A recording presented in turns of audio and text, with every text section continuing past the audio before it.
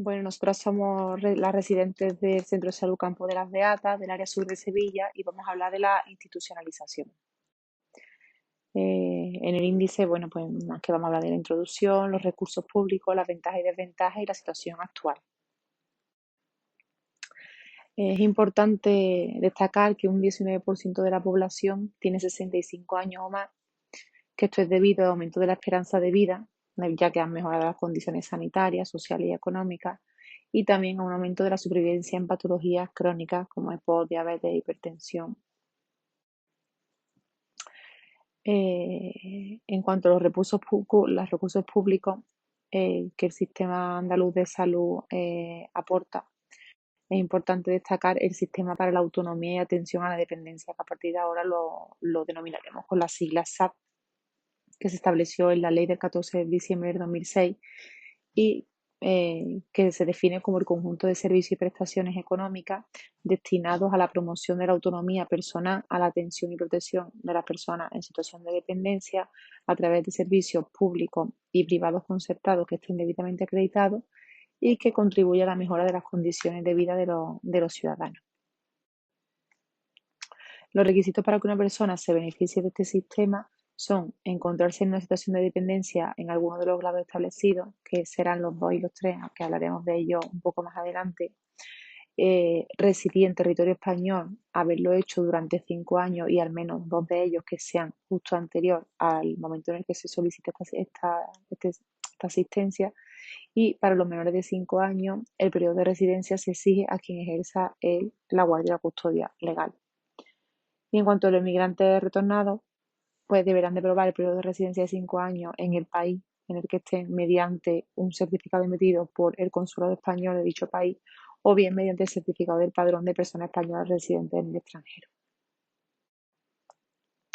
Y los objetivos del SAE básicamente son dos. Son facilitar la existencia autónoma en el medio habitual todo el tiempo que el paciente lo desee y le sea posible, y proporcionarle un trato digno en todos los ámbitos en su vida personal, familiar y social, facilitando la incorporación activa a la vida de la comunidad. En cuanto a los servicios sociales que presta este sistema, pues son los centros de participación activa, que son centros en los que se promueve el ocio, la integración, la convivencia. Son sitios en los que los pacientes no se quedan ni el día entero ni una mañana entera, una tarde entera, simplemente van, realizan estas actividades y se marchan y ya está. Que son distintos a las unidades de distancia diurna, que son otro tipo de servicios que se prestan, que ahí sí que están una parte del día en personas mayores con un grado de dependencia física o psíquica, y que su objetivo es mantener el nivel de autonomía personal del paciente y además apoyar a las familias que están al cuidado de estas pacientes. Por otro lado, tenemos las viviendas tuteladas, que están destinadas a personas mayores que poseen un grado suficiente para la autonomía. Luego los centros residenciales, que ya son centros en los que el paciente se aloja todo el día y pueden ser de forma temporal o permanente, y donde se presta a la persona mayor una atención integral. Luego tenemos otros como la integración familiar, el alojamiento de jóvenes con personas mayores o las viviendas compartidas.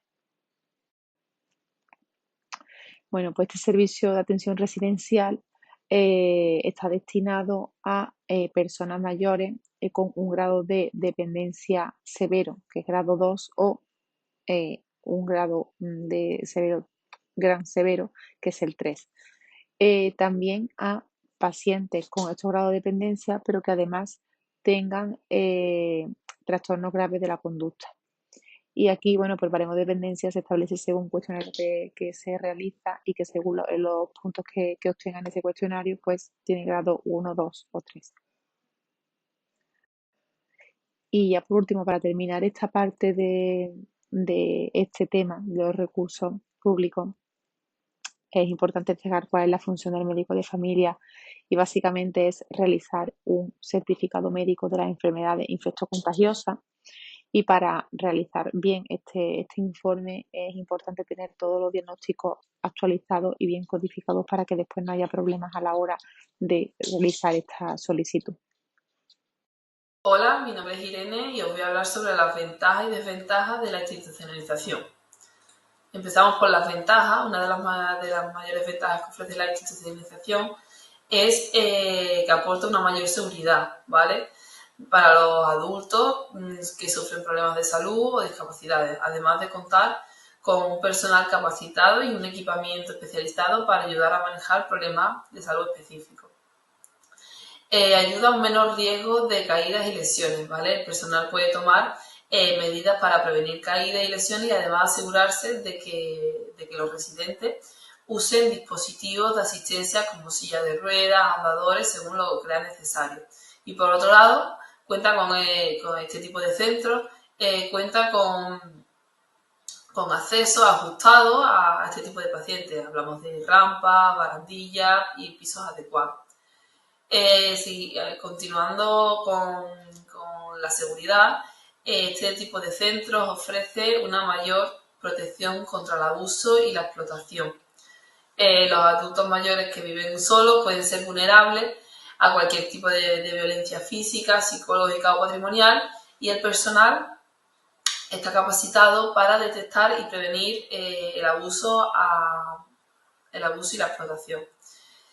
Por otro lado, también tenemos como ventaja la asistencia y cuidados en la vida diaria, ¿vale? Los adultos mayores que tienen dificultades para realizar actividades diarias como cocinar, limpiar, bañarse, bueno, pues reciben este tipo de asistencia y esto les permite vivir de una manera más independiente y con dignidad. Otro punto a señalar es la compañía y la socialización. Los adultos mayores que viven solos pueden experimentar aislamiento social, lo que puede tener un impacto negativo en su salud, tanto mental como física, y da la oportunidad de socializar con otros adultos mayores y participar en las actividades y eventos sociales. Van a contar con una variedad de actividades y terapias para mantener a los residentes activos y comprometidos, ¿vale? Esto puede incluir ejercicio físico, terapia ocupacional, actividades sociales, recreativas y además de tener acceso a los fisioterapeutas, trabajadores sociales, psicólogos y otros profesionales de salud que brindan una atención especializada y apoyo adicional. Van a contar con un mayor acceso de servicios médicos, además de que van a tener una mejora en su nutrición. Es decir, se les va a proporcionar comidas balanceadas y nutritivas a los usuarios con los requerimientos nutricionales que corresponden para esta franja de edad. Además, ayuda a mantener una buena salud y prevenir enfermedades. Por otro lado, tenemos una mejora de gestión de medicamentos, ¿vale? Esto ayuda a prevenir errores de medicación y garantizar que los residentes estén tomando medicamentos según lo pautado por los médicos. Por último, tenemos la tranquilidad para la familia. Proporcionar tranquilidad y alivio para el núcleo de los residentes, además que sus seres queridos están recibiendo atención de calidad y están en un ambiente seguro para reducir el estrés y ansiedad para su familia. Así se puede aliviar también la carga del cuidado de los familiares. Continuamos con las desventajas. Una de las principales desventajas que tenemos es la falta de intimidad y privacidad, ¿vale? Ya que en la mayoría de ocasiones donde van a estar viviendo, pues van a compartir habitaciones con desconocidos. También pueden experimentar una sensación de aislamiento y incomunicación, sobre todo al principio del proceso. Se puede ver influenciado obteniendo una mentalidad negativa. Esto lo que queremos decir es que el mal estado de salud de otros residentes puede influir de una manera negativa en el anciano y ellos pensar que también van a pasar por esa misma situación y que el concepto de muerte pues cada vez está más cerca. Por otro lado tenemos la inadaptación, ¿vale? Los ancianos se ven obligados a cumplir unas normas en el centro, haciéndolos sentir que pierden el control y el poder de decisión sobre todo sobre los actos de su vida, generando un aumento de estrés, como disfunción a una respuesta adaptativa. Por otro lado, van a experimentar una falta de autonomía. El anciano deja de sentirse dirigente de su vida y comienza las emociones de inutilidad, lo que le provoca una distorsión de su imagen, lo que puede dar lugar a un desarrollo de diversas patologías, ¿vale? Debido a ese aumento de vulnerabilidad. También, a su vez, cuenta con una atención menos personalizada. Uno de los principales problemas es la falta de tiempo y de recursos para proporcionar una atención personalizada a cada paciente. En estos lugares, los cuidadores suelen estar encargados de un gran número de personas, lo que dificulta brindar una atención individualizada y adaptada a las necesidades específicas de cada residente. Además, los recursos disponibles para cubrir estas necesidades también suelen ser limitados, lo que puede afectar a la calidad de atención recibida. Por otro lado, otra desventaja que tenemos es que hay un mayor riesgo de enfermedad infectocontagiosa. También tenemos una pérdida de conexión con el entorno familiar y social. El hecho de institucionalizar puede dar lugar a conflictos familiares, ¿vale? Por discrepancia entre ellos. Y también tenemos otro aspecto importante, que es el económico, ¿vale? Uno de los mayores inconvenientes de la residencia de ancianos es su elevado coste. Ingresar a un familiar pues puede conllevar un coste importante para la familia, y a menudo no todas las familias pues, se lo pueden plantear. Por último, otra de las desventajas que destacan es la depresión, ¿vale? Los ancianos sin depresión o con riesgo de depresión, ¿vale? Se ha podido confirmar que este tipo de ancianos, cuando se va a producir la institucionalización, tienen más riesgo de aparición de depresión que los que vivían en domicilio particular. Sin embargo, en otro estudio se demostró que los ancianos que ingresan con un grado de depresión moderada tienen una correlación significativa con el tiempo de ingreso, es decir, a mayor tiempo de internamiento, menos síntomas depresivos presentaba el sujeto. Antes de hablar de la situación actual en el área sur de Sevilla en relación a la institucionalización, es importante también conocer de dónde partimos en relación al trato de las personas dependientes a lo largo de la historia. Se pueden establecer históricamente 4 etapas en la evolución de la concepción de la discapacidad y la dependencia y el consecuente desarrollo de recursos en relación al modelo de asistencia en España. En primer lugar, encontramos una etapa que se denomina exclusión aniquiladora, que tiene lugar durante la Edad Media y hasta el siglo XVI. En esta etapa, las personas dependientes eran encerradas en sus hogares o bien separadas del entorno familiar, abandonándolas en asilos, residencias u hospicios. En estos lugares se reunían tanto personas mayores como indigentes, personas con enfermedades mentales de cualquier edad e incluso delincuentes. Y estas personas permanecían en estos lugares aislados de la sociedad y se consideraban que habían sido despojadas de su condición de seres humanos para pasar a una categoría inferior. En una segunda etapa, denominada de integración utilitaria, podemos ver un cambio en esta atención a las personas dependientes o con discapacidades. Esta etapa comienza a partir de 1822 con la aprobación de la Ley de la Beneficencia. Esta ley dio lugar a que estos asilos comenzaran a ser gestionados por instituciones benéficas principalmente religiosas. En nuestro país, en este caso, las religiones que predominaba era el catolicismo, con lo cual las instituciones que llevaban a cabo la gestión de estos asilos solían ser mayoritariamente instituciones de la religión católica. Sin embargo, estas instituciones todavía permanecían bajo el control de los ayuntamientos y las diputaciones.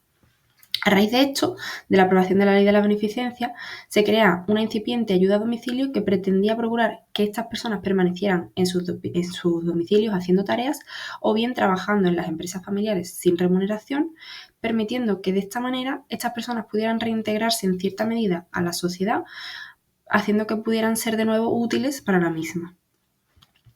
En la tercera etapa se conoce como etapa técnica y especializada, en la que se van incorporando los profesionales sanitarios a la asistencia de las personas dependientes.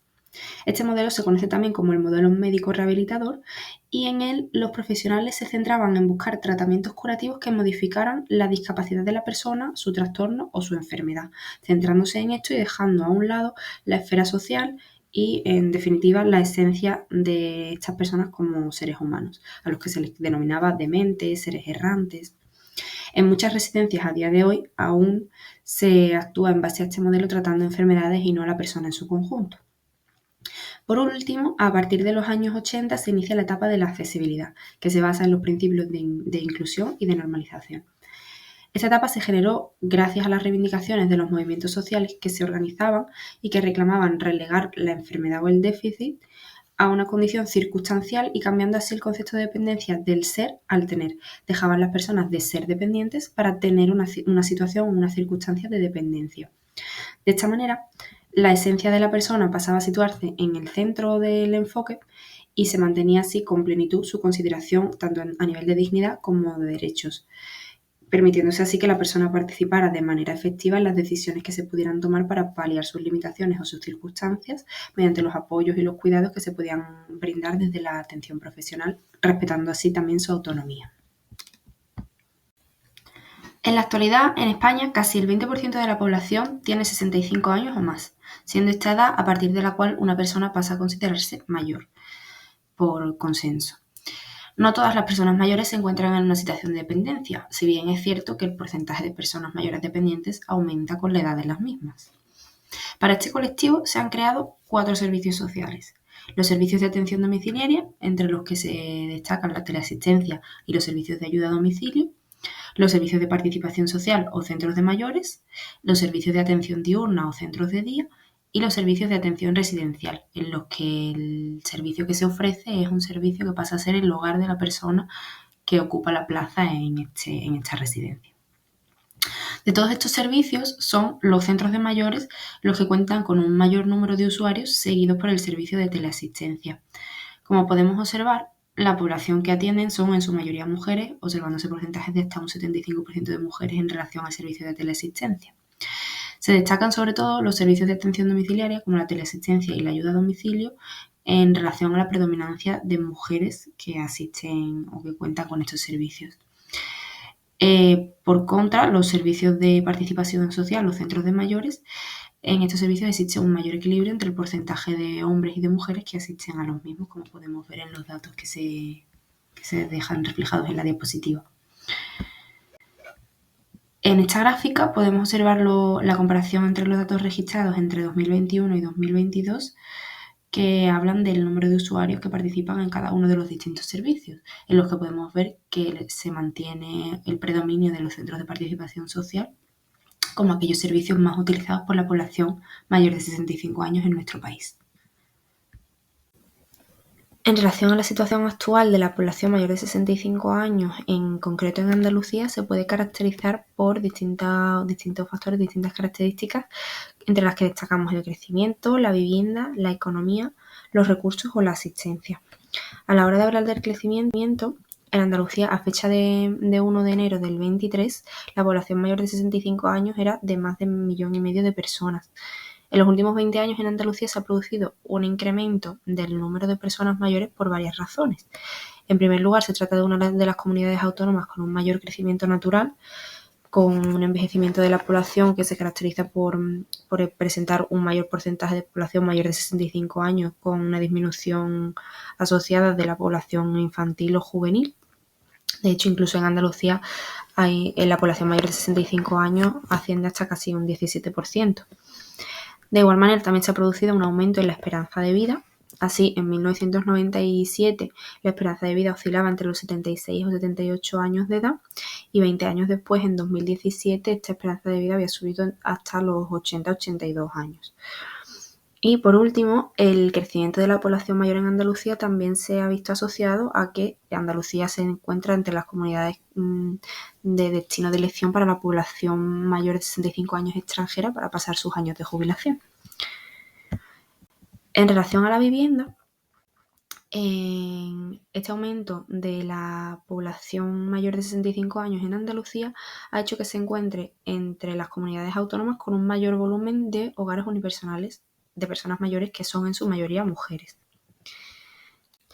En relación a la economía, nuestra comunidad autónoma cuenta con un total de 800.000 personas cobrando pensiones por jubilación, con un valor mensual que no alcanza los 900 euros, y la mitad aproximadamente de pensiones por viudedad, que alcanzarán una media de 600 euros al mes. Andalucía se encuentra entre las comunidades autónomas con una menor capacidad económica respecto a la media del país, pero es cierto también que se encuentra entre las que tienen unas tasas de cobertura superiores a la media. La mayoría de los beneficiarios de pensiones no contributivas, que ascienden a unos 400 euros al mes, corresponden a mujeres entre 65 y 79 años que viven solas. A la hora de hablar de los recursos, Andalucía se encuentra entre las regiones con una participación cultural muy por debajo de la media española entre las personas mayores de 65 años, debido sobre todo a una menor oferta de los eventos culturales y de las instalaciones por menores recursos económicos y menor número de población en este rango de edad que viven en núcleos urbanos. Es decir, la mayoría de la población mayor de 65 años vive en áreas rurales, no urbanas, y en estas áreas la oferta cultural es mucho menor a la que podemos encontrar en las zonas urbanas. Y por último, en relación a la asistencia, se encuentra Andalucía, a pesar de todas estas características, que algunas de ellas no son tan positivas y nos encontramos por debajo de la media a nivel de España. Esta comunidad autónoma sí que se encuentra entre las que tienen mayores niveles de cobertura en relación a los servicios de asistencia a personas mayores, y nos encontramos en este caso en estos valores por encima de la media. Aquí hablamos tanto de teleasistencia, servicio de ayuda a domicilio, centros de día y centros residenciales. En cuanto al servicio de atención residencial, en el último informe publicado con datos del 2022 en Andalucía, había un total de 649 centros residenciales, de los cuales 153 eran públicos y 496 privados, es decir, en su mayoría los centros de residencia eran privados y contaban con un total de 45.732 plazas, de las cuales casi 2/3 partes cuentan con una financiación pública, en contra de lo que cabiera pensar. A pesar de que la mayoría de los centros son privados, la mayoría de las plazas son de financiación pública. Del total de las plazas que se encuentran disponibles, como podemos ver en la gráfica, la gran mayoría están ocupadas por personas mayores de 80 años, de las cuales un 68% eran mujeres, es decir, la mayoría de las plazas están ocupadas por mujeres mayores de 80 años. Más concretamente, centrándonos ya en el área de gestión sanitaria sur de Sevilla, podemos observar que en todos los municipios que corresponden a este área existe una gran variedad de centros residenciales, de centros de participación activa y de centros de día, aunque es verdad que la proporción de los mismos en los distintos municipios es muy variable, encontrándonos municipios como por ejemplo Coripe, en los que no existen centros residenciales y apenas un único centro de participación activa. Esto es llamativo porque la población mayor de 65 años suele predominar en áreas más rurales en los que los recursos son menores de los que cabrían esperar en estas zonas. Es cierto que en esta tabla no quedan recogidos otro tipo de centros también de asistencia social que no están enfocados exclusivamente a las personas mayores de 65 años, como pueden ser, por ejemplo, los centros de atención a personas con discapacidades, en los que también hay residentes que son mayores de 65 años. Como no son centros destinados exclusivamente a la atención al anciano, no los hemos recogido en esta gráfica, aunque también entrarían dentro de centros que pueden atender a los ancianos, aunque con características especiales enfocados también a su situación particular en relación a su discapacidad y su dependencia. Así, a nivel de resumen, en el área de gestión sanitaria sur de Sevilla nos encontramos con un total de 31 residencias exclusivamente para personas ancianas, que esto supone casi un total de 2.000 plazas. También contamos con un total de 18 centros de participación activa que tienen un aforo para 4.300 personas y un menor número de centros de día para personas mayores que ascienden a 14, con un número de plazas bastante más reducido en comparación al resto, que suman un total de 413 plazas.